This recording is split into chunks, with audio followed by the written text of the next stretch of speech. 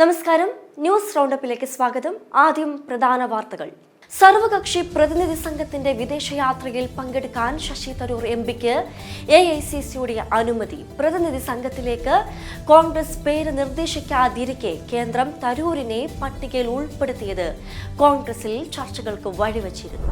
മുഖ്യമന്ത്രിയുടെ വിമർശനത്തിന് മറുപടി നൽകി കുഞ്ഞാലിക്കുട്ടി സർക്കാർ തയ്യാറാക്കിയ വയനാട് ഉരുൾപൊട്ടൽ ബാധിതരുടെ പട്ടികയിൽപ്പെടാത്ത ഒരാൾക്കും മുസ്ലിം ലീഗിന്റെ പുനരധിവാസ പദ്ധതിയിലൂടെ വീട് നൽകില്ലെന്ന് PK കുഞ്ഞാലിക്കുട്ടി. താമരശ്ശേരി ഷഹബാസ് കേസിൽ ഉൾപ്പെട്ട വിദ്യാർത്ഥികളുടെ SSLC ഫലം പുറത്ത് വിടരുതെന്ന് പിതാവ്. ഇത് സംബന്ധിച്ച് ബാലാവകാശ കമ്മീഷന് കത്ത് നൽകി. അർജന്റീന ഫുട്ബോൾ ടീമിന്റെ കേരള സന്ദർശനത്തിൽ അവ്യക്തത തുടരുന്നു. മെസ്സിയും സംഘവും കേരളത്തിലേക്ക് എത്തുന്നതിൽ സ്റ്റേഡിയങ്ങളെക്കുറിച്ച് ആശങ്ക വേണ്ടെന്ന് sports council president U Sharaf Ali. വാർത്തകൾ വിശദമായി. സർവകക്ഷി പ്രതിനിധി സംഘത്തിന്റെ വിദേശ യാത്രയിൽ പങ്കെടുക്കാൻ ശശി തരൂർ എംപിക്ക് AICCയുടെ അനുമതി. പ്രതിനിധി സംഘത്തിലേക്ക് കോൺഗ്രസ് പേര് നിർദ്ദേശിക്കാതിരിക്കെ കേന്ദ്രം തരൂരിനെ പട്ടികയിൽ ഉൾപ്പെടുത്തിയത് വലിയ ചർച്ചകൾക്ക് വഴിവെച്ചിരുന്നു. ഇതിന് പിന്നാലെയാണ് തരൂർ ഉൾപ്പെടെ പ്രതിനിധി സംഘത്തിന്റെ ഭാഗമായ 4 കോൺഗ്രസ് അംഗങ്ങൾക്കും പാർട്ടി അനുമതി നൽകിയത്. വിദേശയാത്രയ്ക്ക് പോകാൻ പാർട്ടിയോട് അനുമതി തേടിയിരുന്നില്ലെന്ന് തരൂരുമായി ബന്ധപ്പെട്ട വൃത്തങ്ങൾ വ്യക്തമാക്കി. സർക്കാർ തയ്യാറാക്കിയ വയനാട് ഉരുൾപൊട്ടൽ ബാധിതരുടെ പട്ടികയിൽപ്പെടാത്ത ഒരാൾക്കും മുസ്ലിം ലീഗിന്റെ പുനരധിവാസ പദ്ധതിയിലൂടെ വീട് നൽകില്ലെന്ന് ലീഗ് അഖിലേന്ത്യാ ജനറൽ സെക്രട്ടറി PK കുഞ്ഞാലിക്കുട്ടി. പട്ടികയ്ക്ക് പുറത്ത് ഒരാൾക്കും വീട് നൽകാൻ ഉദ്ദേശിക്കുന്നില്ലെന്നും ലീഗ് വീട് നൽകുന്നവരുടെ പട്ടിക പുറത്തിറക്കാൻ തയ്യാറാണെന്നും കുഞ്ഞാലിക്കുട്ടി പറഞ്ഞു. ദുരന്ത ബാധിതർക്ക് തന്നെയാണോ ലീഗ് വീട് വെച്ച് നൽകുന്നതെന്ന് അറിയില്ലെന്ന മുഖ്യമന്ത്രിയുടെ വിമർശനത്തിന് മറുപടി നൽകുകയായിരുന്നു കുഞ്ഞാലിക്കുട്ടി. ഗവൺമെൻറ്റിൻ്റെ ലിസ്റ്റിൽപ്പെട്ടവരല്ലാതെ ഒരാളില്ല. അത് എന്താണെന്ന് വെച്ച് കഴിഞ്ഞിട്ടുണ്ടെങ്കിൽ എല്ലാ ഘട്ടത്തിലും ഞങ്ങൾ മുഖ്യമന്ത്രിയുടെയും ഗവൺമെൻറ്റിൻ്റെയും റവന്യൂ മിനിസ്റ്ററുടെയും ശ്രദ്ധയിൽപ്പെടുത്തിയിട്ടാണ് മുന്നോട്ട് പോയിരിക്കുന്നത്. ആദ്യം ഞങ്ങൾ സഹകരിക്കാൻ തീരുമാനിച്ചു. 6 മാസം കാത്തിരുന്നു. അവർക്ക് വലിയ പദ്ധതി ആയതുകൊണ്ട് ലാൻഡ് സംബന്ധിച്ച് ഒരുപാട് കടമ്പകളുണ്ട് എന്ന് അവർ ഞങ്ങളോട് തുറന്ന് പറഞ്ഞു. റവന്യൂ മിനിസ്റ്ററായിട്ട് ഡീറ്റെയിൽ ആയിട്ടുള്ള ഒരു ചർച്ച നടത്തി. അപ്പോൾ ഞങ്ങളെ സംബന്ധിച്ചിടത്തോളം ഞങ്ങൾ വലിയൊരു എമൗണ്ട് ഭവന നിർമ്മാണത്തിനായി പാർട്ടി അണികൾ സംഭാവന ചെയ്ത് ബാങ്കിൽ പണം ഇട്ട് കാത്തിരിക്കുകയാണ്. സ്വാഭാവികമായി പാർട്ടി അത് ചർച്ച ചെയ്തു എന്ന് മാത്രമല്ല, പല സന്നദ്ധ സംഘടനകളും വീട് നിർമ്മാണം പൂർത്തിയാക്കി തുടങ്ങി. ഇപ്പോൾ ക്രിസ്ത്യൻ പിതാക്കന്മാരൊക്കെ മുൻകൈയെടുത്ത് ഉള്ള ഭവന പദ്ധതി, അതുപോലെ തന്നെ മറ്റു ചില സന്നദ്ധ സംഘടനകൾ, ഇൻഡിവിജ്വൽസും ഒക്കെ അതൊക്കെ പൂർത്തിയായി തുടങ്ങി. 6 മാസമായി, ഒരു കൊല്ലാൻ പോയില്ല. അപ്പോൾ ഞങ്ങൾക്ക് വലിയ സമ്മർദ്ദമായി പാർട്ടിയിൽ. ഇത്ര അധികം പണം കയ്യിൽ വെച്ച് നിങ്ങൾ എന്ത് കാത്ത് കിടക്കുകയാണ്? ഗവൺമെൻറ്റിൻ്റെ പദ്ധതി ആയിട്ട് പോട്ടെ, നമ്മൾ ഗവൺമെൻറ്റായിട്ട് സഹകരിച്ചിട്ട് തന്നെ നമ്മളെ പദ്ധതി ചെയ്യാം. കോൺഗ്രസും അങ്ങനെയാണ് ആദ്യം തീരുമാനിച്ചിരുന്നത്. അവരും സ്വന്തം ചെയ്യാം. പിന്നെ അവർ എന്തുകൊണ്ടോ അവരിത് വലിയ മുന്നോട്ട് പോയിട്ടില്ല. പക്ഷേ ഞങ്ങളിത് ഈ പണം പിരിച്ച് ബാങ്കിൽ വിട്ടിട്ട് ഞങ്ങളൊന്നും ചെയ്യാതെ കാത്തിരിക്കുമ്പോൾ പാർട്ടി പ്രവർത്തകരുടെ സമ്മർദ്ദം വന്നില്ലേ. അപ്പോൾ പാർട്ടി കമ്മിറ്റി ചർച്ച ചെയ്ത് ഞങ്ങൾ പദ്ധതി ചെയ്യാൻ തീരുമാനിച്ചു. പക്ഷേ സർക്കാരിൻ്റെ ലിസ്റ്റിൽ നിന്നല്ലാതെ പുറത്തുനിന്ന് ഒരു കുട്ടിക്ക് ഞങ്ങൾ കൊടുക്കില്ല. ആ ലിസ്റ്റ് പബ്ലിഷ് ചെയ്യാൻ ഞങ്ങൾ തയ്യാറാണ്. അപ്പോൾ ഗവൺമെൻറ് ഒരു സഹകരിച്ചുകൊണ്ടാണ് ഞങ്ങൾ ചെയ്യുന്നത്. ഇത് ഗവൺമെൻറ്റിൻ്റെ പദ്ധതിയുടെ ഭാഗം തന്നെയാണ്. കാരണം എന്താണെന്ന് വെച്ച് കഴിഞ്ഞാൽ അവിടെ വീട് ഓപ്റ്റ് ചെയ്യാത്തവർക്ക് പുറത്ത് ഓപ്റ്റ് ചെയ്യാം എന്നുള്ള ഗവൺമെൻറ്റിൻ്റെ ഒരു ഓഫർ സ്വീകരിച്ചുകൊണ്ട് ഞങ്ങൾ ഗവൺമെൻറ് അറിവോട് കൂടി തുടങ്ങിയതാണ്.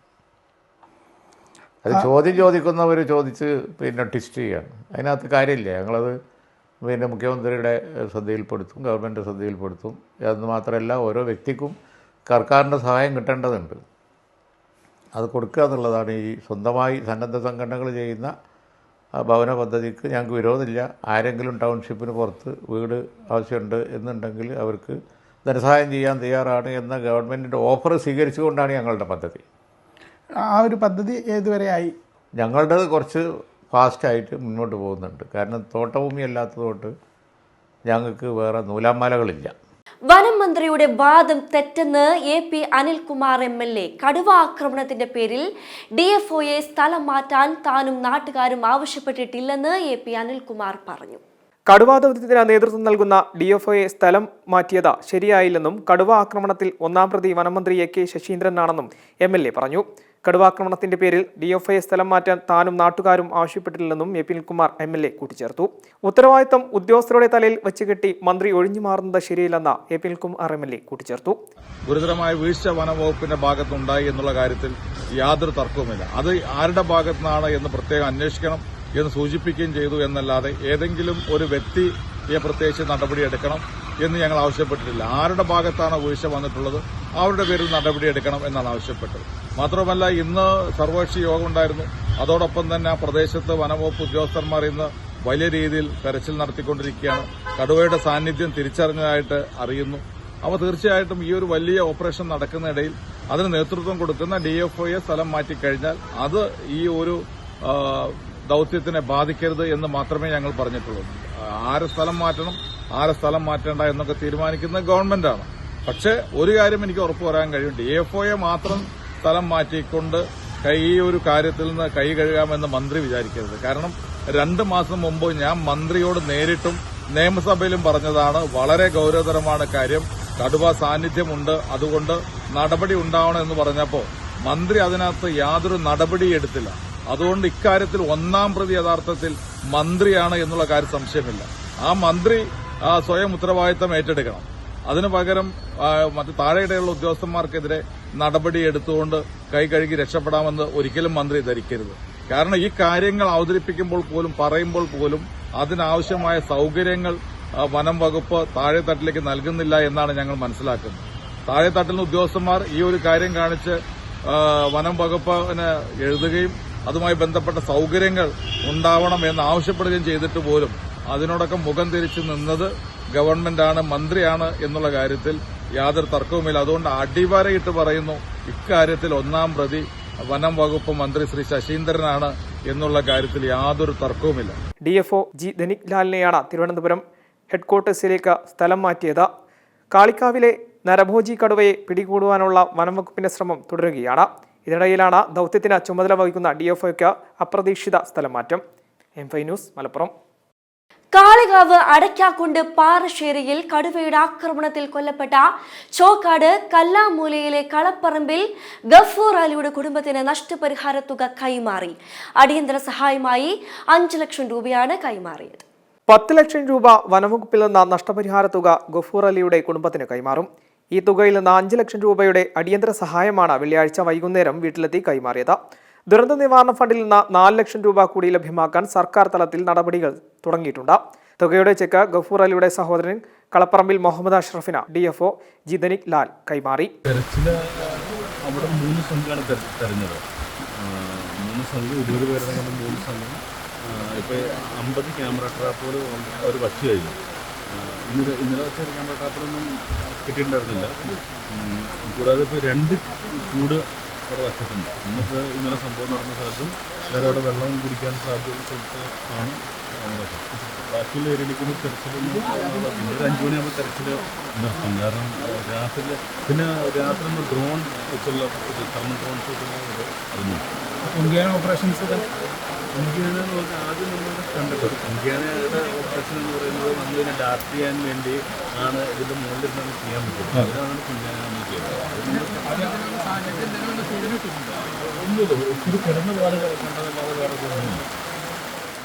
എപിൽ Kumar MLA, Chokkad panchayat president EP Sirajuddin, ജില്ലാ പഞ്ചായത്ത് അംഗം KT അജ്മൽ, CPM ജില്ലാ സെക്രട്ടേറിയറ്റ് അംഗം VM ഷൗക്കത്ത എന്നിവർ തുക കൈമാറ്റ ചടങ്ങിൽ സംബന്ധിച്ചു. M5 news Malappuram. കോഴിക്കോട് കായക്കൊടി എള്ളിക്കാപ്പാറയിൽ ഭൂചലനം അനുഭവപ്പെട്ടതായി നാട്ടുകാർ. രാത്രി 8 മണിയോടെയാണ് ഭൂചലനം അനുഭവപ്പെട്ടത്. ഭൂചലനത്തെ തുടർന്ന് ആളുകൾ വീട് വിട്ടിറങ്ങി. റവന്യൂ ഉദ്യോഗസ്ഥർ സ്ഥലത്തെത്തി. കുറച്ച് സെക്കൻഡുകൾക്ക് മാത്രമാണ് ഭൂചലനം അനുഭവപ്പെട്ടതെന്ന് നാട്ടുകാർ പറയുന്നു. ഭൂചലനത്തെ തുടർന്ന് വലിയ ശബ്ദം അനുഭവപ്പെട്ടതായും നാട്ടുകാർ പറയുന്നു. ഈ ശബ്ദം കേട്ടാണ് നാട്ടുകാർ പരിഭ്രാന്തിയിൽ വീട് വിട്ട് പുറത്തിറങ്ങിയത്. തന്നെ കുറ്റക്കാരിയാക്കാൻ അഭിഭാഷകരുടെ ഗ്രൂപ്പിൽ ശ്രമം നടക്കുന്നുവെന്ന് അഡ്വക്കേറ്റ് ഷാമിലി ജസ്റ്റിൻ. സീനിയർ വനിതാ അഭിഭാഷകരുടെ ഭാഗത്ത് നിന്ന് പോലും മോശമായ അഭിപ്രായം ഉണ്ടായെന്ന് ഷാമിലി പറഞ്ഞു. ബാർ അസോസിയേഷനിൽ ഒത്തുതീർപ്പാക്കേണ്ട പ്രശ്നമെന്ന് അവർ പറഞ്ഞു. ശബ്ദ സന്ദേശം പുറത്തുവിട്ടത് താനല്ലെന്നും ഷാമിലി വ്യക്തമാക്കി. ബാർ അസോസിയേഷൻ തനിക്കെതിരെ നിന്നിട്ടില്ലെന്നും ഭാരവാഹികൾ തനിക്കെതിരെ പറഞ്ഞിട്ടില്ലെന്നും ഷാമിലി വെളിപ്പെടുത്തി.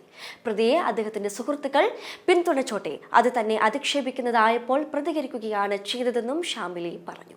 തപാൽ വോട്ട് തിരുത്തിയെന്ന വെളിപ്പെടുത്തൽ ഒരു പ്രസംഗ തന്ത്രമാണെന്ന് ജി സുധാകരൻ നെഗറ്റീവ് പറഞ്ഞ് പോസിറ്റീവ് ആക്കാനാണ് ശ്രമിച്ചത്. താൻ വോട്ട് തിരുത്തിയെന്നല്ല പറഞ്ഞത്, വോട്ട് മാറി ചെയ്യുന്നത് അറിയാൻ കഴിയുമെന്നാണ് പറഞ്ഞത്. എവിടെയാണ് അതിന് തെളിവുള്ളത്?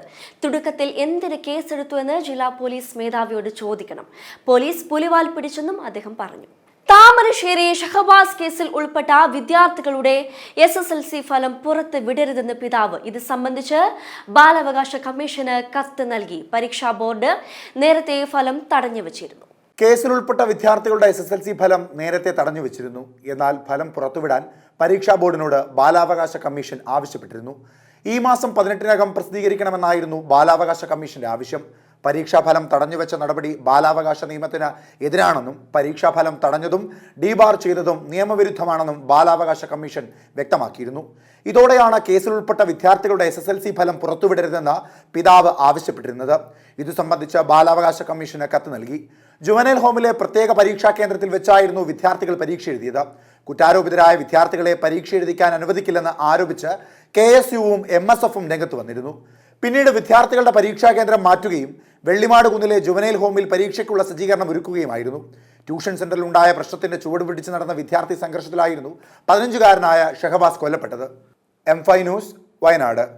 കൊച്ചി മെട്രോ പാതയ്ക്കടിയിലെ റോഡിലെ മധ്യഭാഗത്ത് കോൺക്രീറ്റ് ടൈലുകളും സ്റ്റീൽ റെയിലിംഗുകളും സ്ഥാപിച്ച് പരസ്യ ബോർഡുകൾ സ്ഥാപിക്കാനുള്ള KMRL നീക്കത്തിനെതിരെ എതിർപ്പുമായി തൃക്കാക്കര MLA ഉമാ തോമസ്. ഇതുമായി ബന്ധപ്പെട്ട് ഉമാ തോമസ് മുഖ്യമന്ത്രിക്ക് പരാതി നൽകി.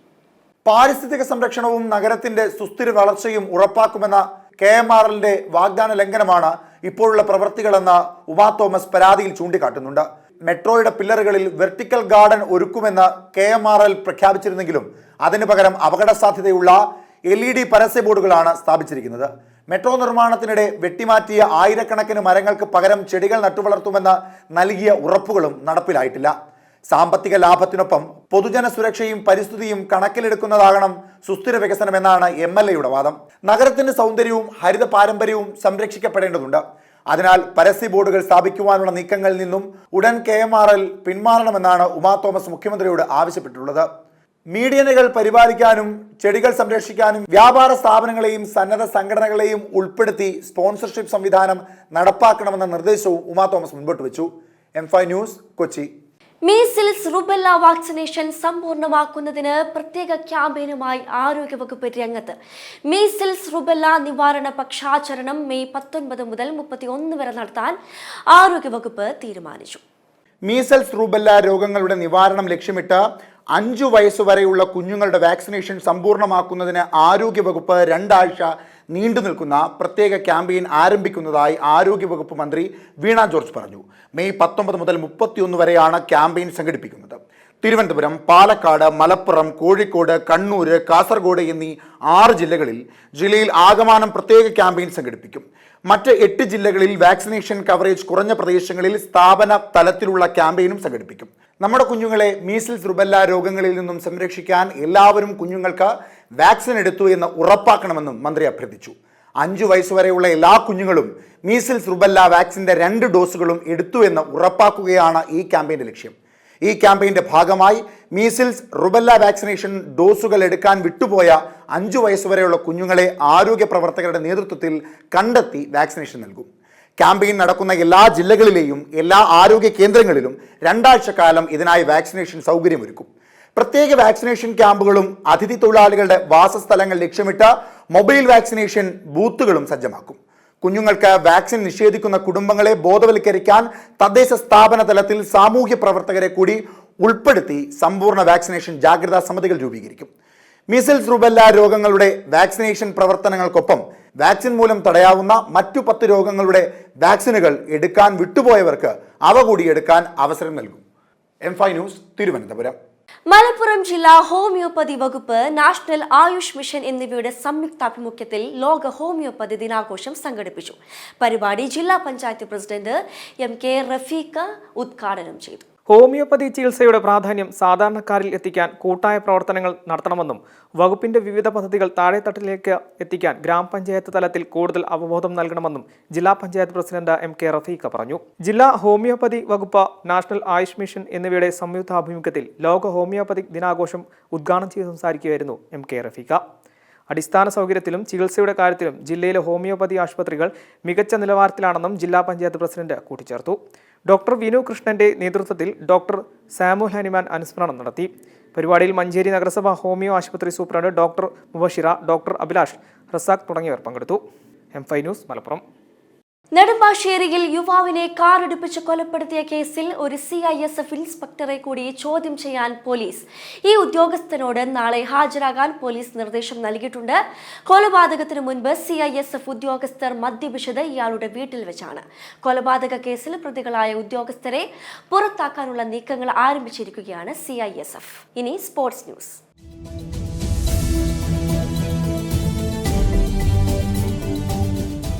അർജന്റീന ഫുട്ബോൾ ടീമിന്റെ കേരള സന്ദർശനത്തിൽ അവ്യക്തത തുടരുന്നു. ടീം എത്തിയാൽ ഏത് വേദിയിൽ മത്സരം നടത്തുമെന്നതിലും വ്യക്തത കുറവുണ്ട്. ഒരാഴ്ചക്കുള്ളിൽ കൂടുതൽ കാര്യങ്ങൾ വിശദീകരിക്കാമെന്ന നിലപാടിലാണ് കായിക വകുപ്പ്. ലയണൽ മെസ്സിയുടെയും സംഘത്തിന്റെയും കേരള സന്ദർശനത്തിലെ അനിശ്ചിതത്വം വിവാദമായതിന് പിന്നാലെ കായിക വകുപ്പും സ്പോൺസർമാരായ റിപ്പോർട്ടർ ബ്രോഡ്കാസ്റ്റിംഗ് കമ്പനിയും വിശദീകരണവുമായി രംഗത്തെത്തിയിരുന്നു. അർജന്റീന ടീം ഉറപ്പായും കേരളത്തിലെത്തുമെന്നാണ് ഇപ്പോഴത്തെ അവകാശവാദം. എന്നാൽ ടീം കേരളത്തിലെത്തിയാൽ ഏതു വേദിയിൽ മത്സരം നടത്തുമെന്നുള്ള കാര്യത്തിൽ പോലും വ്യക്തതയില്ല. തിരുവനന്തപുരത്തെ കാര്യവട്ടം സ്പോർട്സ് ഹബ്ബും എറണാകുളം കല്ലൂർ ജവഹർലാൽ നെഹ്റു സ്റ്റേഡിയവുമാണ് മത്സരത്തിനായി സർക്കാർ പരിഗണനയിലുള്ളത്. എന്നാൽ ഈ രണ്ട് സ്റ്റേഡിയങ്ങൾക്കും ഫുട്ബോൾ മത്സരങ്ങൾക്കുള്ള ഫിഫയുടെ അനുമതിയില്ല. സർക്കാർ ആവശ്യപ്പെട്ടാലും ലീസിനെടുത്ത കാര്യവട്ടം സ്റ്റേഡിയം വിട്ടുകൊടുക്കണോ എന്ന കാര്യത്തിൽ കേരള ക്രിക്കറ്റ് അസോസിയേഷനാണ് തീരുമാനമെടുക്കേണ്ടത്. Sports desk, Thiruvananthapuram. Argentina football താരം ലയണൽ മെസ്സിയും സംഘവും കേരളത്തിലേക്ക് എത്തുന്നതിൽ സ്റ്റേഡിയങ്ങളെക്കുറിച്ച് ആശങ്ക വേണ്ടെന്ന് sports council president U Sharaf Ali. ഒക്ടോബറോടെ മെസ്സി കേരളത്തിലെത്തുമെന്നും ഇത് സംബന്ധിച്ച ഔദ്യോഗിക സ്ഥിരീകരണം ഒരാഴ്ചയ്ക്കകം ഉണ്ടാകുമെന്നും ഉറപ്പായിട്ടുണ്ടെന്നും U ഷറഫ് അലി പറഞ്ഞു. ഇംഗ്ലീഷ് FA കപ്പ് ഫുട്ബോളിൽ കിരീടം ചൂടി ക്രിസ്റ്റൽ പാലസ്. ഫൈനൽ മത്സരത്തിൽ മാഞ്ചസ്റ്റർ സിറ്റിയെ എതിരില്ലാതെ ഒരു ഗോളിന് പരാജയപ്പെടുത്തിയാണ് ക്രിസ്റ്റൽ പാലസ് ഇംഗ്ലീഷ് FA കപ്പിൽ മുത്തമിട്ടത്. ഇംഗ്ലീഷ് താരമായ എബറച്ചി എസ്എ ക്രിസ്റ്റൽ പാലസിനായി നിർണായക ഗോൾ നേടി. ക്രിസ്റ്റൽ പാലസ് ഫുട്ബോൾ ക്ലബിന്റെ ചരിത്രത്തിലെ ആദ്യ കിരീട വിജയമാണിത്. Crystal Palace goalkeeper Dean ഹെൻഡേഴ്സിന്റെ തകർപ്പൻ പ്രകടനമാണ് വിജയത്തിൽ നിർണായകമായത്. മത്സരത്തിന്റെ 16-ാം മിനിറ്റിൽ ക്രിസ്റ്റൽ പാലസിന് ലഭിച്ച അപൂർവ അവസരങ്ങളിൽ ഒന്നാണ് എബറച്ചി എസ്എ വലയിലാക്കിയത്. ഇനി എന്റർടൈൻമെന്റ്.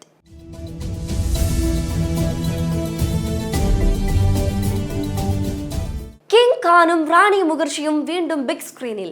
2,000 കോടി ചിത്രങ്ങൾക്ക് ശേഷം ഷാരൂഖ് ഖാൻ വെള്ളിത്തിരയിലെത്തുന്ന ചിത്രമാണ് കിങ്. സിദ്ധാർത്ഥ് ആനന്ദ് സംവിധാനം ചെയ്യുന്ന ഈ സിനിമയിൽ ഷാരൂഖ് ഖാനോടൊപ്പം റാണി മുഖർജിയും ഉണ്ടാകുമെന്ന് ബോളിവുഡ് മാധ്യമങ്ങൾ റിപ്പോർട്ട് ചെയ്തു. ചിത്രത്തിൽ സുഹാന ഖാൻ അമ്മയുടെ വേഷത്തിൽ ഒരു എക്സ്റ്റൻഡഡ് കാമിയോ റോളിലാണ് റാണി എത്തുക. ഷാരൂഖിനൊപ്പം കുച്ച് കുച്ച് ഹോത്താ ഹേ, കഭി ഖുഷി കഭി ഗം, കഭി അൽവിദാന ഖേന തുടങ്ങിയ ഹിറ്റ് ചിത്രങ്ങളിൽ റാണി അഭിനയിച്ചിട്ടുണ്ട്. ചിത്രത്തിൽ അഭിഷേക് ബച്ചനാണ് വില്ലൻ കഥാപാത്രത്തെ അവതരിപ്പിക്കുന്നത്. ഒരു ബിഗ് ബജറ്റ് ആക്ഷൻ ത്രില്ലറാണ് ചിത്രമെന്നാണ് പുറത്തുവരുന്ന റിപ്പോർട്ടുകൾ. ഇനി കാലാവസ്ഥ.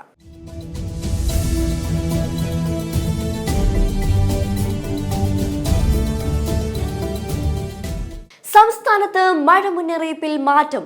നാളെ വിവിധ ജില്ലകളിൽ യെല്ലോ അലേർട്ട് പ്രഖ്യാപിച്ചു. കേരളത്തിൽ നാളെ മുതൽ മഴ സജീവമാകാൻ സാധ്യതയെന്നാണ് പ്രവചനം. ഇന്ന് മലപ്പുറം, വയനാട്, കണ്ണൂർ, കോഴിക്കോട്, കാസർഗോഡ് ജില്ലകളിൽ യെല്ലോ അലേർട്ടാണ്. നാളെ 4 ജില്ലകളിൽ ഓറഞ്ച് അലേർട്ട് പ്രഖ്യാപിച്ചു. വയനാട്, കണ്ണൂർ, കോഴിക്കോട്, കാസർഗോഡ് ജില്ലകളിലാണ് ഓറഞ്ച് അലേർട്ട്. ഇടിമിന്നലോടെ അതിശക്തമായ മഴയാണ് പ്രതീക്ഷിക്കുന്നത്. ആലപ്പുഴ, കോട്ടയം, എറണാകുളം, ഇടുക്കി, തൃശൂർ, പാലക്കാട്, മലപ്പുറം ജില്ലകളിൽ യെല്ലോ അലേർട്ടും പ്രഖ്യാപിച്ചിട്ടുണ്ട്. പ്രധാന വാർത്തകൾ ഒരിക്കൽ കൂടി.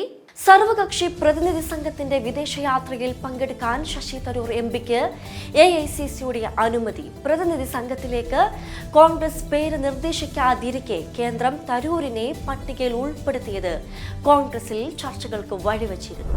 മുഖ്യമന്ത്രിയുടെ വിമർശനത്തിന് മറുപടി നൽകി കുഞ്ഞാലിക്കുട്ടി. സർക്കാർ തയ്യാറാക്കിയ വയനാട് ഉരുൾപൊട്ടൽ ബാധിതരുടെ പട്ടികയിൽപ്പെടാത്ത ഒരാൾക്കും മുസ്ലിം ലീഗിന്റെ പുനരധിവാസ പദ്ധതിയിലൂടെ വീട് നൽകില്ലെന്ന് PK കുഞ്ഞാലിക്കുട്ടി. താമരശ്ശേരി ഷഹബാസ് കേസിൽ ഉൾപ്പെട്ട വിദ്യാർത്ഥികളുടെ SSLC ഫലം പുറത്ത് വിടരുതെന്ന് പിതാവ്. ഇത് സംബന്ധിച്ച് ബാലാവകാശ കമ്മീഷന് കത്ത് നൽകി. അർജന്റീന ഫുട്ബോൾ ടീമിന്റെ കേരള സന്ദർശനത്തിൽ അവ്യക്തത തുടരുന്നു. മെസ്സിയും സംഘവും കേരളത്തിലേക്ക് എത്തുന്നതിൽ സ്റ്റേഡിയങ്ങളെക്കുറിച്ച് ആശങ്ക വേണ്ടെന്ന് sports council president U Sharaf Ali. ഇതോടെ ന്യൂസ് റൗണ്ട് പൂർണ്ണമാകുന്നു. നമസ്കാരം.